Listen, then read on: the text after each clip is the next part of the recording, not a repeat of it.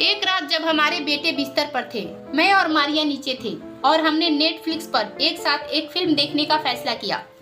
हमने यह फिल्म देखना शुरू किया कि कैसे एक गरीब लड़की जो पूरी जिंदगी गरीबी में रही और फिर एक एस्कॉर्टिंग एजेंसी में शामिल हो गई।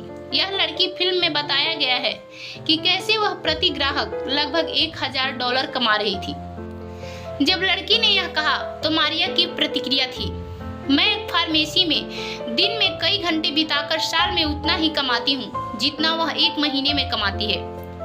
जब उसने यह कहा तो मैंने इसके बारे में कुछ भी नहीं सोचा और बस हाँ कहकर उत्तर दिया। इसके बाद हमने फिल्म का आनंद लिया और फिल्म खत्म होने पर हम सोने चले गए। उस शाम के बाद लगभग 1 महीने बाद तक हमारा जीवन पूरी तरह से सामान्य था। यह एक सामान्य कार्य दिवस था और मैं अपना काम खत्म करने और बच्चों को स्कूल से लेने के बाद लगभग 3 बजे घर वापस आया। 5 बजे मुझे मारिया से एक संदेश मिला कि वह जा रही है। काम के बाद थोड़ी देर के लिए मैं अपने दोस्त के साथ ड्रिंक किया। मैंने कहा कि यह ठीक है, इसलिए मैंने बच्चों को खाना खिलाया और उन्हें सुला दिया। मैं बस टीवी पर फुटबॉल देख रहा था और मुझे उस समय का भी एहसास नहीं हुआ जब मेरी पत्नी लगभग 8 बजे घर आई। मैंने सोचा कि बस वह अपने दोस्त के साथ अच्छा समय बिता रही होगी, इसलिए मैंने उससे कुछ नहीं पूछा यह कैसे हुआ। हालांकि इसके तुरंत बाद वह ऊपर गई और स्नान किया, जो बिल्कुल अजीब था क्योंकि जब से हम मिले थे तब से वह हमेशा सुबह स्नान करने वाली महिला रही है। मैंने इस बारे में कुछ भी नहीं सोचा, इसलिए बाद में हम दोनों हमेशा की तरह सोने चले गए। सप्ताहांत में तेजी से आगे बढ़ते हुए मारिया ने कहा कि वह खरीदारी के लिए टाउन सेंटर जा रही थी क्योंकि वह काफी समय से नहीं गई थी। मैंने उसे छोड़ने की पेशकश की, लेकिन उसने विनम्रता से कहा कि वह अपनी कार लेकर चली जाएगी, इसलिए वह चली गई और मैं घर पर ही रहा और घरेलू नौकरियां की। मारिया को गए हुए 4 घंटे हो गए थे और मैंने उससे कुछ नहीं सुना था, इसलिए मैंने उसे यह देखने के लिए फोन किया कि वह कब वापस आएगी, लेकिन उसने कोई जवाब नहीं दिया। इसलिए मैंने उसे संदेश भेजकर पूछा कि वह वापस कब आएगी। उसने इसे भी नहीं पढ़ा, इसलिए मैंने लगभग आधे घंटे तक इंतजार किया और उसे दोबारा फोन किया, लेकिन उसने फोन नहीं उठाया। इस बिंदु पर मैं थोड़ा चिंतित होने लगा। मैं लगभग 45 मिनट तक उसे बार बार फोन करके थक गया, लेकिन उसने फोन नहीं उठाया। फिर अंततः कुल 7 घंटे तक बाहर रहने के बाद उसने मुझे फोन किया और कहा कि उसे वास्तव में खेद है कि उसने जवाब नहीं दिया। उसने दावा किया कि उसका फोन बंद हो गया था और उसे चार्ज करने के लिए कहीं जगह ढूंढ रही थी। मैंने उस पर विश्वास किया और उसे माफ कर दिया, और जब वह घर आई तो हम गले मिले और हमने एक दूसरे को हमेशा की तरह आई लव यू कहा। मारिया फिर शावर में चली गई। इस बिंदु पर मुझे अभी भी एक भी चीज पर संदेह नहीं हुआ था। उसके बाद पूरे 3 महीने तक मुझे उस पर कोई शक नहीं हुआ और फिर जिंदगी चलती रही। इन 3 महीनों के दौरान कुछ ऐसे मौके आए जब वह किसी दोस्त से मिली और मैंने उसे जाने दिया। फिर कई बार ऐसा भी होता था जब वह देर से काम करती थी और कहती थी कि वह दुकान बंद होने तक या फार्मेसी में कुछ काम है, और मैं उस पर विश्वास कर लेता था। उसने रविवार को भी बहुत अधिक काम करना शुरू कर दिया। वैसे भी वह कभी कभी ऐसा करती थी, लेकिन इस समय अवधि में वह इसे सामान्य से बहुत अधिक कर रही थी। मैं इस दौरान भी सामान्य दिनों की तरह काम करते हुए फिर एक शुक्रवार को मारिया का फार्मेसी से घर आई और उसने कहा कि उसे अपने दोस्त के घर पर रात बिताने के लिए आमंत्रित किया गया था। मुझे लगा कि यह थोड़ा अजीब था क्योंकि वह जिस दोस्त के यहाँ रह रही थी वह आमतौर पर मारिया से अक्सर मिलती थी। वैसे भी उस समय मुझे आश्चर्य हुआ कि मारिया अचानक उसके घर पर क्यों रुकना चाहती है। इसलिए मैं उससे सहमत हो गया और उसे छोड़ने की पेशकश की, लेकिन उसने कहा कि वह बस गाड़ी लेकर चली जाएगी। तो उस शाम उसके जाने के बाद केवल मैं और मेरे लड़के थे। वे बस वहाँ खेल रहे थे और मैं थोड़ा उब रहा था। तो फिर मैंने फैसला किया कि मैं मारिया की सहेली के पति डीन से पूछ सकता हूँ कि क्या वह एक पिंड के लिए आना चाहता है, क्योंकि हम दोनों काफी अच्छे दोस्त थे। फिर मैंने डीन को फोन किया और उससे पूछा, जब महिलाएं आपके घर पर गपशप कर रही हैं, तो क्या आप एक पिंड के लिए मेरे पास आना चाहेंगे? उसने बस इतना ही उत्तर दिया, आपका क्या मतलब है? मेरी पत्नी मेरे साथ ही है घर पर। यह वह क्षण था जब मेरा दिल बैठ गया। मैंने फिर उससे पूछा कि क्या वह सिर्फ मजाक कर रहा था वह बहुत गंभीर था। मैं पृष्ठभूमि में उसकी पत्नी को यह कहते हुए भी सुन सकता था कि केवल वे दोनों ही घर पर थे। फिर मैंने फोन बंद कर दिया और खड़ा हो गया। एक पल के लिए मेरा दिल बैठ गया। मैंने मारिया को फोन करने का फैसला किया, लेकिन उसने कोई जवाब नहीं दिया। मैंने उसके बाद उसे 3 बार और फोन किया, लेकिन उसने कोई जवाब नहीं दिया। मैंने उसे लगभग 10 बार टेक्स्ट करके पूछा कि क्या वह ठीक है, और उसने कोई जवाब नहीं दिया। फिर मैंने बच्चों को सुला दिया और पुलिस को बुलाने के बारे में सोच ही रहा था कि तभी मुझे मारिया का फोन आया।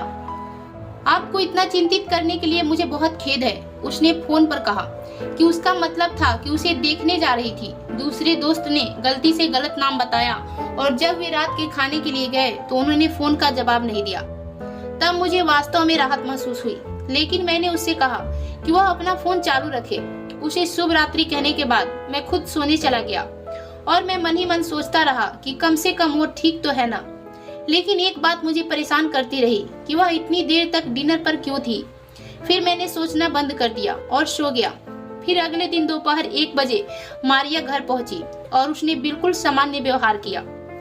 मैंने उससे पूछा कि वह कैसा था ट्रिप वहाँ का, और उसने मुझे बस इतना कहा कि वह उसकी सहेली बस आराम कर रहे थे, बातें कर रहे थे और खाना खा रहे थे। फिर हम 1 सप्ताह तक हमेशा की तरह चलते रहे, जब तक कि एक दिन मैं घर नहीं पहुंच गया और डाकिया हमारे घर पर एक पार्सल देने आया जो मारिया को संबोधित था। वह शायद ही कभी चीजों का ऑर्डर करती थी, इसलिए मैंने उसे देने के लिए उसके घर आने तक इंतजार किया। उसने कहा, ओह यह मेरा नया फोन होगा। जब उसने कहा कि ऐसे मेरे होश उड़ गए और मैंने उत्तर दिया, लेकिन आपको कुछ महीने पहले ही एक नया फोन मिला है जो मैंने आपको दिया था। फिर वह कहती है, ओह हाँ, लेकिन मुझे एक बड़ा फोन चाहिए था, इसलिए मैंने अपने लिए एक नया फोन खरीदा। थोड़ा निराश होने और उलझन में होने के बावजूद भी उसने एक नया फोन, उस समय iPhone 6 Plus क्यों खरीदा। मैंने उसे रहने दिया। तेजी से आगे बढ़ते हुए 2 दिन बाद वह एक नए हेयर कलर और हेयर डायर के साथ काम से घर वापस आती है, जिसे उसने काम करने के बाद खरीदा था, और वे वास्तव में महंगे ब्रांड भी थे। मैंने उससे पूछा वह उन चीजों पर इतना पैसा खर्च क्यों कर रही है और अनिवार्य रूप से उन चीजों पर इतना पैसा बर्बाद करने की क्या जरूरत है जो पहले से ही मौजूद है। उसका जवाब था, ओ मैं कभी भी अपने लिए अच्छी नई चीजें नहीं खरीदी थी, इसलिए मैंने सोचा कि मैं खुद का इलाज करूंगी। यह उसके जैसा नहीं था, लेकिन मैंने इसे फिर से जाने दिया। हालांकि मुझे परेशान कर रहा था, लेकिन ध्यान में रखते हुए कि उसका जन्मदिन 6 सप्ताह बाद था और मैं उसको उपहार दे सकता था। तेजी से आगे बढ़ते हुए हम अपनी खाने की मेज पर लड़कों के साथ बैठे थे और हमेशा की तरह बातें कर रहे थे, जब मैंने देखा कि मारिया ने कुछ फैंसी जेम्स के साथ एक नया स्पैकिंग क्लीन पेंडोरा ब्रेसलेट पहना हुआ था। मैंने उससे पूछा कि उसे यह कब मिला। उसने कहा, ओह हाँ, मैं आपको बताना भूल गई, मैंने एक नया कंगन खरीदा। क्या आपको यह पसंद है? मैंने जवाब दिया, यह बहुत अच्छा है, लेकिन आप उन चीजों पर अचानक कितना पैसा कैसे खर्च कर रहे हैं जो जरूरी नहीं है। बस 1 महीने बाद आपका जन्मदिन है। इससे उसे स्पष्ट रूप से परेशानी हुई कि मैं उससे सवाल कर रहा था, और उसने थोड़े गुस्से में मुझसे कहा, चलो मैं कभी भी अपने लिए चीजें नहीं खरीदती और वास्तव में इसे चाहती थी, और अपने जन्मदिन के लिए मुझे तुमसे कोई उपहार नहीं चाहिए। सब कुछ मैं तुम्हारे साथ समय बिताना चाहता हूँ। इसके बाद हमने चुपचाप खाना खाया, क्योंकि हम बच्चों के सामने बहस नहीं करना चाहते थे। हालांकि इसमें मैं एक चरम बिंदु पर पहुंच गया था और मेरे मन में एक अजीब सी अनुभूति हो रही थी। उस रात सोने से पहले मैंने मारिया से कहा, मुझे सचमुच खुशी है कि तुम इन प्यारी चीजों को खरीद रही हो और उनका आनंद ले रही हो, लेकिन कृपया तुम खर्च करते हुए उसमें सावधान रहो। उसने फिर कहा, क्षमा करें, और वह अब से सावधान रहेगी। उसके बाद हमने किस किया और सो गए। मेरे मन में वह भावना अब शांत हो गई थी, लेकिन मेरे मन में अभी भी सवाल थे कि उसे यह अतिरिक्त पैसे कहां से मिल रहे हैं। 3 सप्ताह और बीत गए, वास्तव में 2 या 3 दिन, और एक शनिवार की रात मारिया कहती है कि वह अपने बॉस, जो एक महिला है, एक अन्य सहकर्मी जो एक महिला भी है, के साथ एक बार में ड्रिंक के लिए जा रही है। मैं अगले कुछ घंटे घर पर बच्चों के साथ बिताता हूँ। फिर यह चीजें बहुत दिलचस्प हो जाती है। लगभग 9 बजे मुझे मेरे एक दोस्त का फोन आता है, जिससे मैंने कुछ हफ्तों से बात नहीं की है, इसलिए मुझे आश्चर्य हुआ कि वह फोन क्यों कर रहा था। मैंने फोन उठाया और उसने मुझे बताया कि वह एक पब में है और उसने देखा है कि मेरी पत्नी मेरी ही उम्र के एक आदमी के साथ बैठी है और उसने बहुत आकर्षक पोशाक पहन रखी है और उसने मारिया और उस आदमी को चुंबन करते देखा है। जब उन्होंने कहा तो मेरा दिल बैठ गया और मैं 10 सेकंड के लिए चुप हो गया। मैंने उत्तर दिया, माफ करे। वह कहता है, दोस्त मैं गंभीर हो रहा हूँ। मैं अभी बाथरूम से वापस आ रहा था और देखा कि वे एक मेज पर एक साथ बैठे थे। मैंने उनसे कुछ नहीं कहा। जब उसने यह कहा तो मुझे लगा कि वह बस इसे बना रहा है, इसलिए मैंने पूछा, उसे एक तस्वीर भेजने के लिए कहा। लेकिन साथ ही साथ मैं सोच रहा था कि मुझे कैसे पता चलेगा कि वह वास्तव में अपने काम के सहयोगी के साथ गई थी। फिर मेरे दोस्त ने मुझे एक तस्वीर भेजी। वह थोड़ी दूर थी क्योंकि वह तस्वीर लेते हुए पकड़ा नहीं जाना चाहिए था, लेकिन मैंने उस पर जूम किया और मेरा जबड़ा खुला रह गया और दिल बैठ गया। वह महिला निश्चित रूप से मारिया थी। वह किसी और के साथ बैठी थी। यार, उसने इतनी लो कट ड्रेस पहनी हुई थी कि उसके लगभग पूरे दोनों स्तन खुले में चिपके हुए थे। मुझे तो पता ही नहीं था कि उसके पास ऐसी कोई ड्रेस थी, लेकिन यह मेरे दिमाग में नहीं था। मैं कांपने लगा और लगभग रोने भी लगा। मैंने अपने दोस्त से मुझे उस पब का पता बताने के लिए कहा जहां वे थे, इसलिए मैं लड़कों को घर पर छोड़कर कार की ओर भागा और आधे घंटे तक चलाता गया। जितनी जल्दी हो सके मैं पब में पहुंचना चाहता था। मैंने गाड़ी खड़ी कर दी और मेरा साथी बाहर मेरा इंतजार कर रहा था। हम दोनों जल्दी से अंदर गए और मुझे मारिया की ओर इशारा किया। फिर मैंने देखा वह किधर इशारा कर रहा था और पूरी तरह से स्तब्ध रह गया। वह वहाँ थी, मेरी 18 साल की पत्नी एक अनजान आदमी के साथ हंसती खिलखिलाती वहाँ बैठी थी। इस समय मैं अपने दिमाग में केवल यही सोच सकता था कि हे भगवान, वह मुझे धोखा दे रही है। उसने सुंदर मेकअप पहन रखा था। वह मेरे साथ कभी भी ऐसी नहीं दिखती थी। उसकी नई पेंडोरा, लाल ऊंची एड़ी के जूते और एक पोशाक जिसने निश्चित रूप से दुनिया को उसके बहुत बड़े स्तनों का एक शानदार दृश्य दिया। मारिया पूरे बार में सबसे अच्छे कपड़े पहनने वाली व्यक्ति थी। मैं वहीं खड़ा उसे घूरता रहा। फिर मैं उसके पास गया और उसके कंधे को रगड़ा। मारिया ने मुड़कर मेरी तरफ देखा। उसका चेहरा खुशी और स्माइली से डर के भाग में बदल गया। मैंने कहा, मारिया, तुम यहाँ क्या कर रही हो? और यह आदमी कौन है? वह खड़ी होती है और मेरी बाहों पर हाथ रखती है और कहती है, प्रिय, यह सिर्फ एक कार्य सहकर्मी बैठक है, अपनी आवाज मत उठाओ।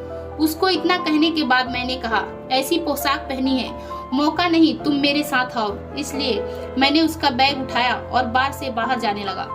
मारिया मेरे पीछे आ रही थी और वह कुछ बेतरतीब बातें कर रही थी। इस दौरान वह जिस लड़के के साथ थी वह बिल्कुल चुप था। हम दोनों कार में बैठे और मारिया तुरंत रोने और सिसकने लगी। शांत स्वर में मैंने उससे कहा, अब कृपया करके मुझे बताओ मारिया, वह आदमी कौन था और तुम दोनों के बीच यह सब कब से चल रहा है? अभी भी अपनी आंखों से सिसकते हुए उसने जवाब दिया, नहीं, हमारा कोई रिश्ता नहीं है और हम डेटिंग नहीं कर रहे हैं। यह हमारी पहली मुलाकात थी। मैं कहता हूँ, फिर वह कौन था और तुमने इतनी सेक्सी ड्रेस क्यों पहनी है? इसके बाद मारिया ने मुझे बताया कि पिछले कुछ महीनों से वह एक उच्च श्रेणी की एस्कॉर्टिंग एजेंसी के लिए काम कर रही है और उसने फार्मासिस्ट के रूप में अपनी नौकरी छोड़ दी है। हर समय वह देर से घर आती है, एक दोस्त से मिलती है। वह वास्तव में एक ग्राहक के साथ समय बिता रही थी। दिन के दौरान मुझे यह विश्वास दिलाया गया कि वह जितने घंटे फार्मेसी में बिताती थी वह वास्तव में उस पूरे समय ग्राहकों के साथ थी। उसने दावा किया कि उसने ऐसा करने के पहले सप्ताह में ही इतना पैसा कमाया कि उसने अपनी असली नौकरी छोड़ दी और पूरे समय एस्कॉर्ट करने लगी। वह मुझे बताना नहीं चाहती थी क्योंकि वह जानती थी कि मैं उसकी अनुमति नहीं दूंगा। यह सब बताता कि क्यों वह अचानक इन सभी अपेक्षाकृत महंगी वस्तुओं को खरीद रही थी। उसने मुझे बताया कि उसे यह विचार तब आया जब हमने कुछ महीने पहले एक एस्कॉर्ट गर्ल के बारे में फिल्म देखी थी और हालांकि यह एक काल्पनिक चरित्र था, लेकिन उसे जलन महसूस हुई और वह इतनी अधिक कमाई कर सकती थी। मैं इस समय इस बात पर विश्वास ही नहीं कर पा रहा था कि वह एक बेवकूफ़ी भरी फिल्म के कारण यह सब कार्य कर रही है। फिर मैंने उससे एक बड़ा सवाल पूछा, क्या आप इन सभी ग्राहकों के साथ सोती रही हैं? उसने हाँ में उत्तर दिया, जिससे मुझे कोई आश्चर्य नहीं हुआ। फिर वह कहती है कि वह कैसे चाहती है कि मैं उसे माफ कर दूं और वह मुझे प्यार करती है और हम इसे ठीक कर सकते हैं और वह एजेंसी के लिए काम करना बंद कर देगी और उसने हर एक ग्राहक के साथ यौन संबंध नहीं बनाए। लेकिन अब बहुत देर हो चुकी थी। मैं मारिया को सीधे उसके पिता के घर ले गया और उसे वहीं छोड़ दिया। जब मैं स्वयं घर वापस आया तो मैं चुपचाप अपने कमरे के कोनों में बैठकर स्थिति पर विचार कर रहा था। सभी यही सोच रहे थे कि किसी बेवकूफ़ी भरी फिल्म की वजह से इतनी खुशहाल और परफेक्ट शादीशुदा जिंदगी महज कुछ महीनों में इतना कैसे बदल सकती है। इसके बाद बहुत सी बातें और काम काज होते रहे और अंततः मेरा और मारिया का तलाक हो गया। तब से मैं बच्चों की देखभाल करता हूँ और मारिया अपने माता पिता के साथ रहने लगी। हर सप्ताहांत लड़कों को उठाया जाता है और वे मारिया के साथ सप्ताहांत बिताते हैं। तब से मैं एक सुखी एकल जीवन जी रहा हूँ। तो हेलो फ्रेंड्स, आपकी इस कहानी के बारे में क्या राय है? कृपया करके कमेंट बॉक्स में जरूर बताइएगा।